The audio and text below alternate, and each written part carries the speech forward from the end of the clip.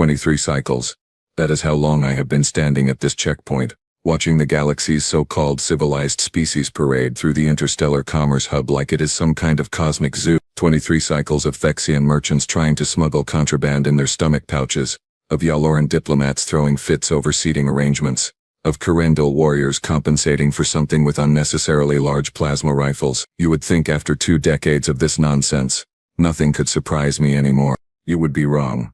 My name is Vex Telf, and I am what the bureaucrats call a senior security officer for the hub's diplomatic quarter.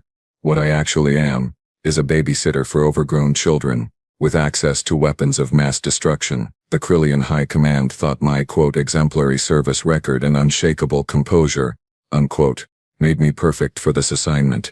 What they meant was I had survived 3 border wars without losing my mind, so clearly I could handle politicians without shooting anyone. Most days it is a close call.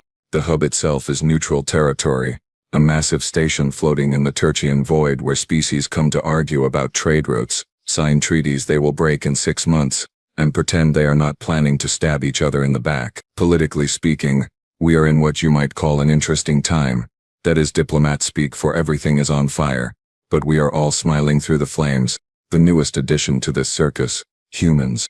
Oh, you have probably heard about them. Everyone has. The species that went from splitting atoms to splitting space-time in less than 200 cycles. The ones who looked at a galaxy full of established powers and said, sure, we will take a seat at that table, thanks for asking. Depending on who you ask, they are either the most dangerous newcomers in galactic history, or the most suicidally reckless. Sometimes both. Usually both. Command decided in their infinite wisdom that humanity needed to be integrated into our trade networks. Never mind that half the council thinks they are ticking time bombs with opposable thumbs. Never mind that their own planet nearly killed itself 6 times before they figured out space travel. No, let us invite them to negotiate trade agreements. What could possibly go wrong? So here I am, standing at Terminal 7, waiting for the human delegation to arrive. My scales are itching. They always itch when something bad is about to happen. It is like a sixth sense, except instead of lottery numbers it predicts catastrophes. My second-in-command, Rokan, sidles up next to me. He is young, eager, still thinks this job means something. Give him 5 cycles. He will learn. Sir, the human transport just cleared the outer perimeter, he says, his voice pitched with that special kind of nervousness reserved for species you are not sure will explode, implode, or simply do something incomprehensibly stupid. Arrival in 15 minutes. Wonderful, I mutter, checking my plasma rifle's charge for the 3rd time. Not that it would help if things went sideways. Human ships have this alarming tendency to be either unarmed diplomatic vessels or disguised warships. There is no in-between with these people. What do we know about their delegation? Rokan pulls up a data pad, his claws clicking against the screen. Single diplomat. Minimal security detail. Name is Cassidy Ran. Credentials check out. Former military service before transitioning to diplomatic corps. I feel my eye twitch. 1 diplomat. Minimal security. To a station where 3 separate species currently want humanity barred from galactic society. Former military. I repeat slowly. What kind of military? Does not specify, sir. Human military classifications are confusing. Of course they are. Everything about humans is confusing. Their biology makes no sense. Their psychology makes less sense. And their tactics. I have read the reports from the Dulvorn contact incident. Humans do not fight like soldiers. They fight like cornered animals who learned calculus. Sir, Rokan says carefully, the briefing packet mentioned we should exercise caution. Humans can be, and I quote, unpredictable in high-stress scenarios. I bark out a laugh that sounds more like a growl. Unpredictable. That is what they are calling it now. The truth is messier. 3 months ago, a human freighter captain talked down a Vorlash battlecruiser commander from starting a war. Not through diplomacy, not through threats. Through something the report called aggressive dad jokes and a confidence that bordered on clinical insanity. The Vorlash commander apparently became so confused he forgot why he was angry in the first place. That is what we are dealing with. A species that weaponizes confusion. Get the rest of security on standby, I tell Rokan, and tell them to keep their claws off their triggers unless I give the word. The last thing we need is an incident, because someone got nervous around the human. Understood, sir. As he walks away, I stare out at the viewport, watching the distant lights of approaching ships. Somewhere out there, a human diplomat named Cassidy Wren is heading straight toward us, probably without a care in the world. My scales itch worse than ever. The human transport docks with a hiss that sounds almost apologetic, like it is sorry for existing in our carefully organized universe. I watch through the terminal screens as the airlock cycles through, my claws drumming against my rifle stock. Standard procedure. We have done this 1,000 times with 1,000 species, except nothing with humans is ever standard. The airlock opens, and out steps Cassidy Wren. One human. One single solitary human in a simple gray suit that probably cost less than my boots. No armor. No visible weapons. No hovering security drones or personal shield generators. Behind her 2 human guards emerge, but calling them a security detail is generous. They look more like tired office workers who accidentally wandered into the wrong profession. One of them is actually yawning. I have seen Thexian trade merchants arrive with better protection, and they are selling fruit. Cassidy herself is average. Is that the word? Average height for a human, which makes her short by galactic standards. Dark hair pulled back in something between professional and I woke up late. Her eyes, though, those are scanning the terminal with the kind of awareness that makes my scales prickle. Not nervous awareness, predator awareness. She spots me immediately, which is fair. I am the only Krillian in a 100-meter radius covered in enough weaponry to level a small building. She does not flinch, does not hesitate, just walks straight toward me with a smile that is either friendly or mocking. With humans it is impossible to tell. You must be Vextor, she says, and her voice has this lightness to it, like we are meeting for coffee instead of a security checkpoint in a powder keg of political tension. Love the rifle. Make 7 plasma accelerator, right? My uncle had one. Never could get the kickback stabilizer to work properly. I blink. All 4 eyes one after another because my brain needs the extra processing time.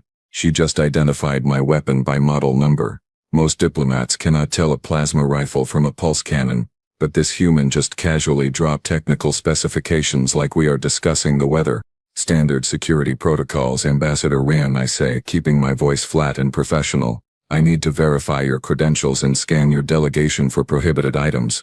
Of course, she says, already pulling out her identification chip. Do your thing.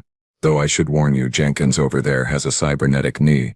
It is going to light up your scanners like a festival display. Old combat injury, nothing exciting. Just boring bureaucratic augmentation. The guard she indicated, Jenkins apparently, gives a small wave. He is still yawning. I run the scanner over her credentials. Everything checks out naturally, but that does not mean anything. Forgeries these days are sophisticated enough to fool most systems. What bothers me is how relaxed she is. Every species has tells when they are nervous. Thexian's skin changes color. Yaloran's tendrils twitch. Colorindil breathe faster. Cassidy Wren stands there like she is waiting for a shuttle to the beach. Your security detail is minimal, I observe, watching her face for a reaction. Most ambassadors bring at least a dozen guards to the hub. You brought 2. Quality over quantity, she replies with a shrug that somehow conveys both nonchalance and complete confidence in her life choices. Besides, I read the security brief. You have got, what, 200 armed officers on this station? Figured you had things covered. No point in cluttering up the hallways. The scanner beeps. Clean. Her guards are clean too. Aside from Jenkins and his glowing knee joint that does indeed light up like a festival display. You understand the current political climate is tense, I say, trying a different angle. There are several delegations on this station who view human involvement in galactic affairs as problematic. Problematic, she repeats, and now the smile is definitely mocking. That is a nice word. Very diplomatic. Much better than the reports I read that said, and I am quoting here, humanity should be quarantined for the safety of civilized space. My tail twitches involuntarily. She did her homework. Those reports are from fringe groups, I say stiffly. Fringe groups with representatives on this station. She counters smoothly. Look, Vextor, can I call you Vex? I appreciate the concern, really. I do, but I have been doing this job long enough to know that walking in scared makes you a target. Walking in confident makes people think twice. Or it makes you look arrogant. Potato, tomato. I have no idea what potatoes or tomatoes have to do with anything.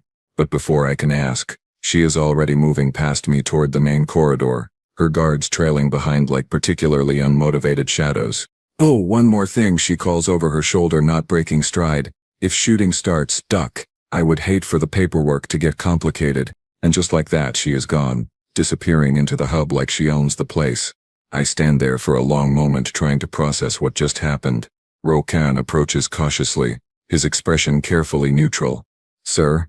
First impressions? I watch the corridor where the human vanished, my brain running through possibilities. Either Cassidy Wren is the most foolish diplomat I have ever met, walking into danger with nothing but confidence and bad jokes, or she is bluffing, putting on a show to mask genuine fear. Or, and this is the option that makes my scales itch, she actually believes she does not need protection, which would make her the most dangerous kind of human, the kind who knows exactly what they are capable of. Get medical on standby, I mutter. Something tells me we are going to need them. 4 hours. That is how long the universe gave me before everything went sideways. 4 peaceful, boring hours where Cassidy Wren attended her trade meetings, smiled at people who wanted her dead, and generally acted like she was on vacation instead of walking through a minefield of interstellar politics. I should have known it was too quiet. The alarm screams through my comm unit at 14:47 station time, and the words that follow make my blood run cold. Security breach. Diplomatic wing. Section 9. Multiple hostiles. Repeat, multiple hostiles in the diplomatic wing. I am moving before the message finishes, my team falling in behind me like a well-oiled machine. 20 cycles of training kicks in. Weapon check. Route calculated. Backup protocols initiated. We are professionals. We have handled station breaches before. Except the intel that crackles through my earpiece as we run makes my scales stand on end. Verlian separatists, Rolkan gasps, his breathing heavy as we sprint through the corridors. Krasnok's faction.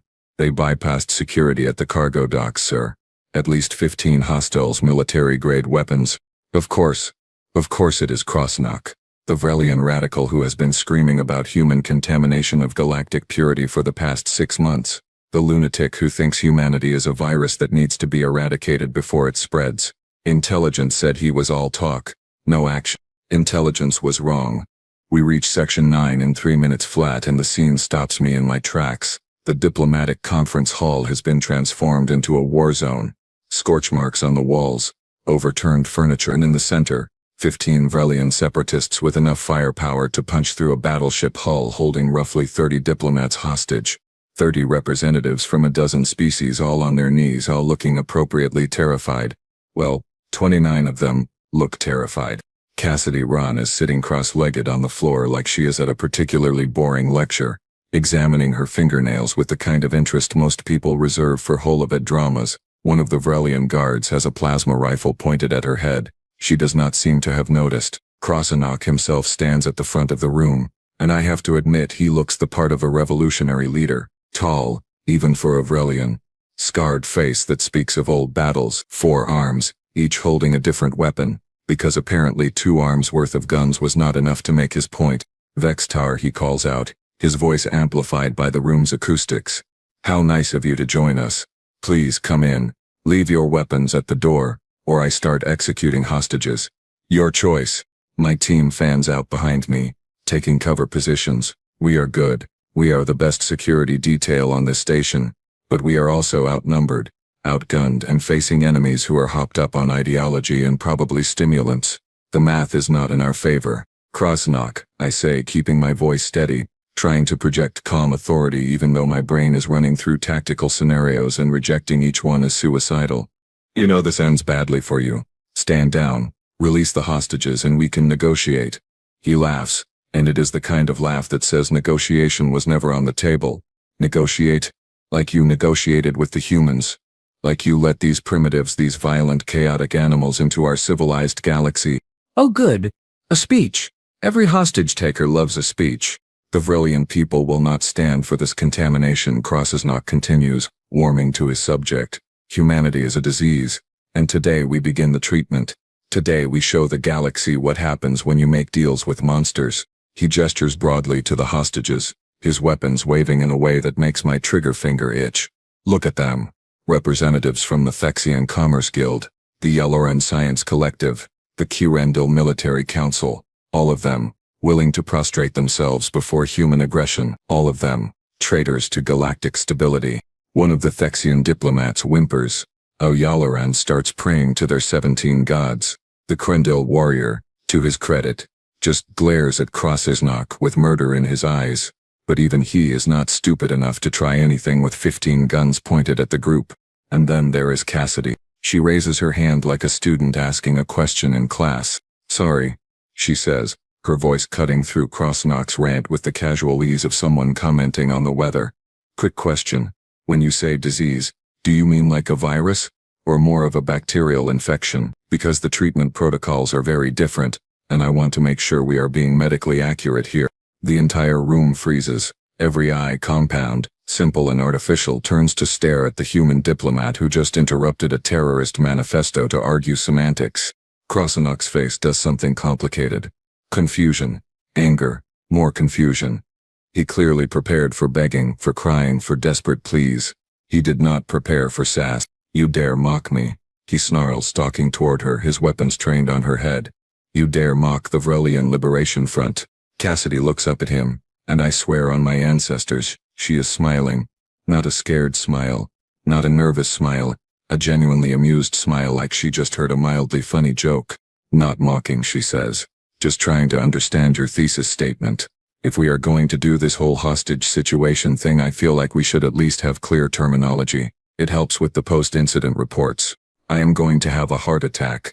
4 of them. 1 for each of my hearts. Krasnok stares at her, his weapons trembling slightly, and I realize something terrifying. He has lost control of the narrative. He expected fear. He got bureaucratic pedantry delivered with a smile. And he has no idea how to respond. My comm crackles. Command wants a status report. My team is waiting for orders. The hostages are watching this exchange like it is the most surreal thing they have ever witnessed. And Cassidy Run is still sitting there waiting for an answer to her question about disease classification, like she has all the time in the world. We are so incredibly doomed. Krasnok recovers from his confusion faster than I would like. His face hardens, and I can see him recalculating his approach. If fear will not work, maybe demonstration will. This is the moment in every hostage situation where things either de-escalate or spiral into nightmare territory. I have a sinking feeling I know which direction we are heading. You think this is funny, human? Krasnok hisses, circling Cassidy like a predator sizing up prey. You think your primitive psychology can unsettle me? I have fought in 7 campaigns. I have watched worlds burn. I have sacrificed everything for the purity of galactic civilization. Cassidy tilts her head, considering. 7 campaigns. Impressive. Did you win any of them, or is that a touchy subject? Sweet merciful void. She is trying to get herself killed. Krasnok's hand, 1 of 4, remember, reaches down to his belt and unclips something that makes every trained security officer in the room tense up simultaneously. A plasma grenade. Model K-77, if I am not mistaken. Vrelian military issue. Blast radius of 15 meters. Thermal output hot enough to melt through reinforced hull plating. In an enclosed space like this conference hall, it would kill everyone. Hostages. Hostage takers. Probably take out half the section and vent the atmosphere while it is at it. You want to discuss terminology? Krasnok says softly, dangerously. Let me educate you about consequences. He holds up the grenade, and with a deliberate motion that makes my stomachs clench, he pulls the pin. The small metallic ping as it hits the floor is the loudest sound I have ever heard. Time does that thing where it slows down and speeds up simultaneously. I see the Thexian diplomat's face cycle through 6 different colors of terror. The Yalaran starts hyperventilating, their tendrils going rigid. Even the Krendil warrior trained for combat since birth goes pale. The other hostages are frozen, caught between the instinct to run and the knowledge that running will get them shot. My team is shouting in my earpiece. Protocols for grenade situations. Evacuation procedures. Someone is screaming about negotiating. Someone else is calculating blast radius. It is chaos compressed into seconds. And Krasnok is smiling, holding that live grenade like it is a glass of wine. Now, he says, his voice cutting through the panic. Do I have your attention? The silence that follows is broken only by quiet sobbing from one of the delegates. This, Krasnok continues, clearly enjoying himself now, is what you should have felt the moment humanity entered galactic space. Fear, pure, rational fear of annihilation, because that is what your species brings. Chaos, destruction, The threat of total war. He walks slowly toward Cassidy, the grenade held out in front of him. The safety mechanism is disengaged. One wrong move, one slip of his fingers, one moment of carelessness, and we all become superheated vapor. Tell me, human, he says, crouching down to her eye level. Are you afraid yet? Does your primitive nervous system understand the danger you are in? Cassidy looks at the grenade, looks at Krasnok, looks back at the grenade. Her expression is thoughtful, analytical, like she is considering a particularly interesting puzzle. K-77 plasma grenade, she says almost conversationally. Varelian military design discontinued 3 years ago due to trigger sensitivity issues. 7-second delay after pin removal. Blast yield equivalent to approximately 40 kilograms of conventional explosives. Nasty piece of work. Krasnok blinks. I blink. Everyone blinks. You know your weapons, he admits, sounding almost impressed despite himself. I know a lot of things, Cassidy replies. For instance, I know you are holding that grenade wrong. Thumb position is off. You keep gripping it like that. Your hand is going to cramp before your point is made. What is happening? What is she doing? Krasnok's smile turns vicious. Perhaps I should let you hold it then. Would you like that, human? Would you like to feel death in your hands? He extends the grenade toward her. A mocking gesture, expecting her to recoil, to beg, to finally show the fear he has been trying to extract. Cassidy reaches out and takes it. Just takes it. Her hand closes around the live plasma grenade like she is accepting a gift at a party. No hesitation. No trembling. Her fingers adjust the grip, repositioning it with the casual competence of someone who has held many grenades in her life. Better balanced this way, she comments, examining it from different angles. Thanks. My hands were getting tired from sitting still. The room has gone beyond silent. We have entered some new category of quiet that does not have a name yet. Shock silence. Horror silence. What in the name of all gods is this human doing? Silence. Krasnok stares at her. His mouth opens, closes, opens again. No words come out. His entire psychological warfare strategy has just collapsed because the human diplomat accepted his threat prop like a party favor. My combat training is screaming at me. My survival instincts are screaming at me. My common sense is screaming at me. All of them are saying the same thing. The human is holding a live grenade. This is bad. This is very bad. Someone do something. But I cannot look away, cannot move, because Cassidy Wren is sitting there cross-legged on the floor holding enough explosive power to kill everyone in the room, and she looks more relaxed than I have felt in my entire life. So, she says brightly, looking up at Krasnok with that same smile, that infuriating, impossible smile. What happens now? Do we discuss your manifesto, or are we jumping straight to the dramatic conclusion? I am flexible either way. One of Krasnok's guards makes a strangled sound that might be a laugh or might be a prayer. I feel the same way. The human diplomat is holding a live grenade, making small talk with a terrorist, and acting like this is a perfectly normal Tuesday afternoon. My scales are not just itching anymore. They are staging a full revolt. Every instinct I have is telling me that humans are dangerous, unpredictable, and possibly insane. For once, my instincts are absolutely correct. Cassidy turns the grenade over in her hands like she is inspecting produce at a market. Squeeze, examine, rotate, check the weight distribution, test the grip. Meanwhile, my life is flashing before my eyes, and let me tell you, it is disappointingly boring. 23 cycles of standing at checkpoints. This is how it ends. Vaporized because a human diplomat decided to critique explosive devices during a hostage crisis. You know what I love about the K-77 series? Cassidy says, completely unprompted, addressing no one in particular. The craftsmanship. Varelian engineering really does not get enough credit in the galactic arms market. Sure, Thexian weapons are flashier, and Krendil guns have that whole intimidation factor, but Varelian stuff, reliable, functional, gets the job done. She is giving a product review of the grenade, the live grenade, that could kill us all. Krasnok seems to have forgotten how to speak. His forearms hang at his sides, weapons pointed vaguely in random directions, while his brain tries desperately to process what is happening. I know the feeling. My brain has given up entirely, and is just along for the ride at this point.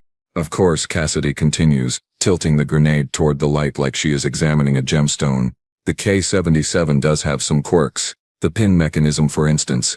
See this housing here? She points to a section near the top with her free hand.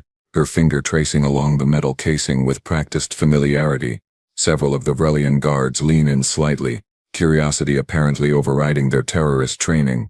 Even Cross's knock looks, almost involuntarily. The spring tension on these models was manufactured to Vrelian strength standards, she explains, her tone shifting into something almost professorial, which makes sense. Obviously, you design for your primary user base, but it creates an interesting secondary characteristic. The pin does not just arm the grenade, it actually locks the trigger mechanism when removed, which prevents accidental detonation from grip pressure. My translator implant struggles with some of the technical terminology. I think she just said the grenade is safer without the pin than with it, which contradicts everything I know about explosives, but human logic has stopped making sense about 6 minutes ago. Now here is the fun part, Cassidy says, and the word fun in this context makes me want to scream. Because of that spring tension, because of the lock mechanism, you can actually reset the system if you know the trick. It is not in any of the manuals, mind you. Vrelian military kept it quiet because they did not want enemy combatants disarming captured grenades. But if you have the right touch, her fingers move, quick, precise. She does something to the side of the grenade, pressing 2 panels simultaneously, while rotating the top housing counterclockwise. There is a soft click that sounds like the universe taking a breath. And then, casual as anything, she slides the pin back in. The armed grenade is now an unarmed grenade. The silence somehow gets even more silent, which I did not think was physically possible. There we go, Cassidy says cheerfully, examining her handiwork. Safe as houses. Well, safer than houses, actually. Houses can have all sorts of structural problems, gas leaks, faulty wiring. This grenade, though, perfectly stable now. She looks up at Cross's knock, who has gone from terrorist leader to statue somewhere in the last 30 seconds. His face is frozen in an expression that combines confusion, horror, and the dawning realization that he has made a terrible miscalculation. You know, Cassidy says, conversationally, I appreciate the whole intimidation attempt. Really solid effort. The dramatic pin pull was excellent theater. Very cinematic. But between you and me, she stands up, brushing off her pants with one hand while still holding the now safe grenade in the other. She walks toward Krasnok, and he actually takes a step back. A terrorist, armed to the teeth, backed by 14 equally armed separatists, retreating from one unarmed human holding a disarmed explosive. You should probably leave the grenade tricks to people who actually know how they work. And then she tosses it to him. Just lobs it underhand, a gentle arc through the air, like she is passing him a ball in a children's game. Krasnok catches it on reflex, all forearms converging on the grenade in a panicked scramble. He stares at it, stares at her, stares at the grenade again. His hands are shaking. Actually shaking. The fierce revolutionary leader, the veteran of 7 campaigns, is trembling like a cadet in his first combat drill. How? He whispers, and his voice has lost all its authority, all its menace. How did you? Explosive ordnance disposal, Cassidy says with a shrug. Trained for 6 years before I got bored and switched to diplomacy. Turns out defusing bombs and diffusing political situations use a lot of the same skill sets. Who knew? She turns away from him, from all of them, and addresses the room at large. Honestly, the psychological warfare approach was never going to work. You want to scare humans, you need to understand how we process fear. We are persistence predators. See, our whole evolutionary strategy was based on chasing prey until it died of exhaustion. Fear for us is not a stop sign. It is just information, data to be processed and incorporated into tactical planning. One of the Vrelian guards lowers his weapon slightly, looking to Krasnok for guidance. Their leader is still staring at the grenade in his hands like it might sprout teeth and bite him. The thing about humans, Cassidy continues, warming to her subject, is that we have been living with existential threats our entire history. Nuclear weapons, climate collapse, asteroid impacts, pandemic diseases. We got really good at looking death in the face and saying, well, that is inconvenient, let us figure out a solution. She meets Krasnok's eyes and her smile is gone. What replaces it is something harder, something that makes even me want to take a step back. So no, she says quietly.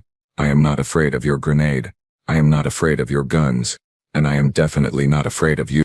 Krasnok's breakdown is not dramatic. There is no screaming, no ranting. He just sort of deflates, like someone let all the air out of his convictions. The grenade slips from his hands and clatters to the floor, completely harmless. His weapons lower. His shoulders slump. This was, he says faintly. This was supposed to make a statement. It did, Cassidy assures him. Just not the one you wanted. Behind me I hear Roken mutter something that my translator renders as, "What the hell are humans?" It is, I think, the most accurate question anyone has asked all day, and I have absolutely no idea how to answer it. The moment Krasnok's grenade hits the floor, his entire operation collapses like a house of cards in a hurricane. Revolution, it turns out, requires committed leadership. When your leader is having an existential crisis because a human diplomat just disarmed his intimidation prop and explained the technical specifications while doing it, commitment becomes a scarce resource. The Vrelian guards start looking at each other, then at Krasnok, then at Cassidy, then back at each other. You can see the math happening behind their eyes. This was supposed to be a statement against human aggression. Instead, their fearless leader just got schooled in basic weapons handling by the exact species they are trying to prove is dangerous. The irony is so thick you could cut it with a plasma blade. One guard younger than the others makes the mistake of asking, "Commander, what do we do now?" And that, right there, is the opening I have been waiting for. "Now," I say, my voice cutting through the confusion with 2 decades of command authority, "you put down your weapons and surrender peacefully. Or we do this the hard way. Your choice, and you have 5 seconds to make it." My team moves on cue, shifting positions, weapons trained, presenting a unified front. We are still outnumbered, still outgunned, technically, but the psychological balance has shifted. Krasnok is staring at the floor. Half his people look ready to bolt, the other half look like they are reconsidering their life choices. 4 seconds, I say calmly. 2 guards lower their weapons immediately. Smart ones. Survivors. 3 seconds. 3 more follow suit. The young one is practically throwing his rifle down. 2 seconds. Cassidy, because of course she does, chooses this moment to chime in. "Personally, I would recommend the peaceful surrender option. The medical facilities here are excellent, but they get really backed up when there is a shootout. Wait times are terrible. Could be hours before anyone looks at your injuries." She says this like she is recommending a restaurant. 1 second. The rest of the weapons clatter to the floor, all except one. A guard on the left, older, more scarred, has that look in his eyes. The true believer look. The one who thinks dying for the cause is preferable to living with failure. His weapon starts to swing toward Cassidy. I am already moving, calculating angles, knowing I will not make it in time, cursing every god I know and several I do not. Cassidy is faster. She does not run, does not dive for cover. She steps inside his firing arc, her movement so smooth it looks choreographed, and delivers a strike to his wrist that I only half see. The weapon goes flying. Before he can react, she has his arm twisted behind his back and is leveraging him to the ground with a technique that would make a Curendal combat instructor weep with envy. "Sorry about that," she says, not even breathing hard, keeping the guard pinned with one knee while raising her free hand in a calming gesture. Reflex. Old habits. He is fine. Just surprised. "Can someone grab some restraints?" Roken scrambles forward with stun cuffs, his eyes wide enough to fall out of his head. The rest of my team is already moving, securing the other separatists, collecting weapons, establishing a perimeter. Professional, efficient, exactly what we trained for. Except none of our training covered what to do when the diplomat you are protecting turns out to be more dangerous than the terrorists. I approach Cassidy as she stands up, dusting off her hands. The guard she took down is groaning but conscious. No permanent damage. Textbook restraint technique. "Former military," I say flatly. "You mentioned that." "I did," she agrees. "What branch?" "Marine Force Reconnaissance. Then Special Operations. Then Explosive Ordnance Disposal. Then I got bored and decided diplomacy might be more exciting." "More exciting." I repeat, my brain trying to process this. "You found military special operations boring, so you became a diplomat for excitement." "Life is funny that way," she says with that smile again. The one I am beginning to realize is not confidence or bravado, but simple, honest self-knowledge. She knows exactly what she is capable of, and it does not occur to her to pretend otherwise. Krasnok is being restrained now, unresisting, still mumbling something about how this was supposed to work differently. The hostages are being evacuated, checked for injuries, given medical attention for shock. The Thexian diplomat is still cycling through colors, currently settling on something between relieved green and traumatized purple. "Vextower," Cassidy says, her tone shifting to something more serious. "You and your team handled that well. Good discipline, good patience. Most security forces would have stormed in and gotten hostages killed. It takes me a moment to realize she is complimenting us. The human who just single-handedly dismantled a terrorist operation through a combination of technical knowledge, psychological warfare, and hand-to-hand combat is complimenting my team. You disarmed a live grenade, I point out. Well, yes. And then threw it back at him. It was not armed anymore, she says reasonably. Perfectly safe. You could not have known he would panic. Could not I? She tilts her head, considering. He pulled a grenade to scare people. That is an act of someone who thinks fear is a reliable control mechanism. The moment I removed the fear, removed his perceived power, he had nothing left. His entire worldview was based on the assumption that humans are chaotic and dangerous. By being calm and competent, I did not just disarm a grenade. I disarmed his ideology. I stare at her. Really stare at her. And for the first time since she arrived at my checkpoint, I see clearly, not a diplomat pretending to be brave. Not a soldier pretending to be a diplomat. Something else entirely. Someone who understands that violence and peace are not opposites but tools, and knowing when to use which is the actual skill. You planned this, I say slowly. Not the hostage situation, but your response. You walked into this station knowing something might happen. Statistics suggested a 73% probability of an incident during my visit, she says with a shrug. Vrelian separatist activity, human integration tensions, political pressure from conservative factions. I would have been stupid not to prepare. So you just casually disarm terrorists between trade meetings. Only when necessary, she assures me. Most of my job is actually quite boring. Contracts, tariff negotiations, arguing about asteroid mining rights. This was honestly a nice change of pace. Rolkan approaches, his scales still pale from stress. Sir, medical teams are here. Station command wants a full report. And, the Galactic News Network somehow already have footage. It is spreading fast. Of course it is. The human diplomat disarming a grenade during a hostage crisis is exactly the kind of story that travels at faster than light speeds. I look at Cassidy, who seems entirely unconcerned about being galactic news. This is going to have consequences, I tell her. Political ones. Good ones, I hope, she says. Nothing builds diplomatic credibility like demonstrating competence under pressure. Plus it saves everyone the trouble of wondering whether humans can handle themselves in dangerous situations. Now they know. She is right, I realize. This entire incident, as terrifying as it was, just answered a question the galaxy has been asking since humanity showed up. Can they handle themselves? Are they stable enough to be trusted? One human diplomat just gave a very definitive answer, and she did it without firing a single shot. I am never going to understand your species, I mutter. Cassidy laughs, genuine and warm. Vextower, half the time we do not understand ourselves. You get used to it. Somehow I doubt that very much. 2 hours later, after the statements, and the medical checks, and the 17 different security protocols, I find Cassidy in the observation lounge. She is drinking something hot from a container, staring out at the stars like she does this every day. Which, given today's events, maybe she does. I drop into the seat across from her, my scales finally starting to settle back into their normal pattern. Almost dying has that effect. Takes a while to recover. Coffee, she says, raising her cup. Humans run on it. Also spite and bad decisions, but mostly coffee. I need to understand something, I say, skipping the pleasantries because my brain has been chewing on this for 2 hours and I need answers. The grenade, you actually knew you could disarm it, or were you bluffing? She takes a sip, considering. No. K-77 series was discontinued because of that reset vulnerability. I spent 3 months in training doing nothing but disarming Vrelian explosives. Could do it in my sleep. Honestly, did do it in my sleep once. Actually, roommate was not amused. So when you took it from him, 0 risk, she confirms. Well, minimal risk. There is always some risk, but acceptable risk, calculated risk.